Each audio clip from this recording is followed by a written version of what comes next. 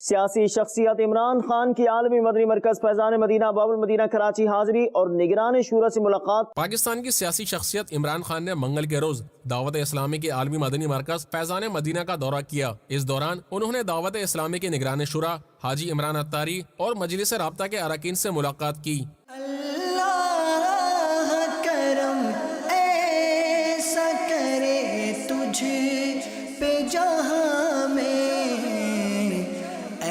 دعوت اسلام تیری دھوم مچی ہو۔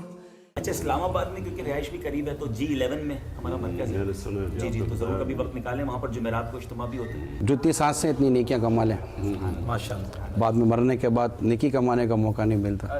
ویسے آج کل تو سب سے زیادہ ضروری ہے کہ یہ تبلیغ کی جائے، سچائی کی، سنت کی۔ خان صاحب، اس کا ہم بھی برسوں سے دعوت اسلامی کے ساتھ چل رہے ہیں۔ مجھے 91 میں چینج ہوا ہوں اور دعوت اسلامی میں نے جوائن کی ہے۔ ہم نے جو آج اتنا بڑا جو نظام اور لاکھوں اسلامی بھائی، کیونکہ کوئی کرپٹ میں تھا، کوئی جیل میں تھا، کوئی کیا تھا، کوئی کیا تھا، کوئی رشوتیں لیتا تھا، کوئی طرح طرح کی بدعنوانیوں میں، بد کرداری میں وہ لوگ مبتلا تھے۔ ان میں جو چینجز آیا نا، جو میں دعوت اسلامی کے پلیٹ فارم سے بات کرتا ہوں، اس کی بہت بنیادی بات یہ نظر آئی کہ ہمارے امیر علیہ سنت کے بیانات، نیکی کی دعوت اور ان کی سب تبلیغ کی وجہ سے جب لوگوں کے دل میں خان صاحب خوف خدا پیدا ہوا نا، اللہ کا ڈر، اب آپ اکیلے میں ہیں تب بھی آپ نیک کریں گے، لوگوں میں تب بھی آپ نیک کریں گے، اور اللہ کا ڈر قائم ہوگا تو ظاہر کہ قیامت کی پرسش کا ڈر آئے گا کہ مجھے پوچھا جائے گا قبر میں ہے، حشر میں۔ میں نے ایک کتاب آپ کے لیے میں نے رکھی تھی، میں کہا انشاءاللہ آپ کو امین جی خان صاحب یہ کتاب ہے، تو میں نے نیت کی تھی کہ میں انشاءاللہ آپ کو تحفے میں دوں گا۔ کیوں اس کتاب کو آپ نے چوز کیا؟ اس کی کوئی وجہ؟ اصل میں یہ وہ یہ ان کو خلفۂ راشدین، خلافت راشدہ میں بھی ان کا نام لیا جاتا ہے۔ ان کی بہت بڑی بات ایک یہ بھی سامنے آئی ہے کہ 30 مہینے میں 2.5 سال میں یہ انقلاب لے کر آئے تھے، یہ انقلاب لے کر آئے تھے۔ اور میں نے ان کے جب اسباب پڑھے انقلاب کے اور چیزیں پڑھی تو اس میں چند چیزیں جو سامنے آئیں وہ یہ بھی تھیں کہ انہوں نے آتے ہی اپنے لیے جو انہوں نے جس طرح کے لوگ جمع کیے اور جس طرح کے انہوں نے رولز بیان کیے، جس طرح کے انہوں نے قوانین بیان کیے، تو الحمدللہ اس سے کافی میں نے دیکھا کہ فرق پڑا ہے اللہ تعالیٰ کے رحمت سے۔ تو میں نیت کی تھی کہ انشاءاللہ کوئی کتاب تحفے میں دوں گا، تو میں نے یہی کی کہ اس کو اگر آپ اپنے اس میں لے لیں گے نا، مطالعے میں بھی، اور پھر اس کو بیان بھی کریں کہ دیکھیں فلاں جگہ پر عمر بن عبدالعزیز رضی اللہ تعالیٰ نے یہ کیا، یہ کیا، یہ کیا، اپنے حکمرانوں کو یہ سمجھایا، اپنے ماتحتوں کو یہ سمجھایا۔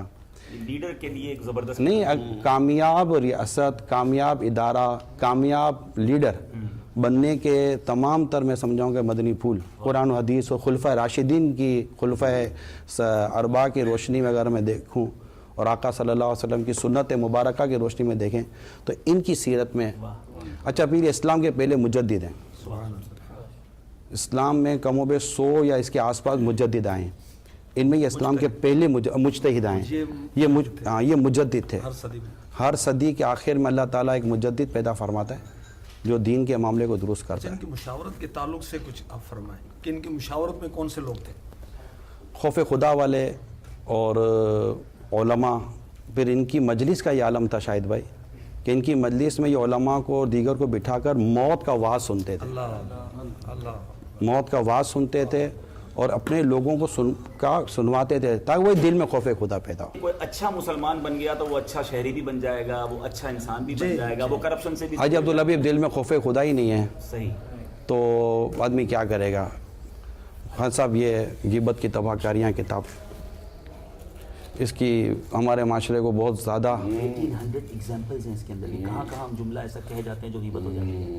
اس میں مطالعے کو ضرور اس خان صاحب کے ساتھ جانی چاہیے کتاب، مطالعے میں رہیں۔ اللہ کرم ایسا کرے تجھ پہ جہاں میں، اے دعوت اسلام میں تیری دھوم مچی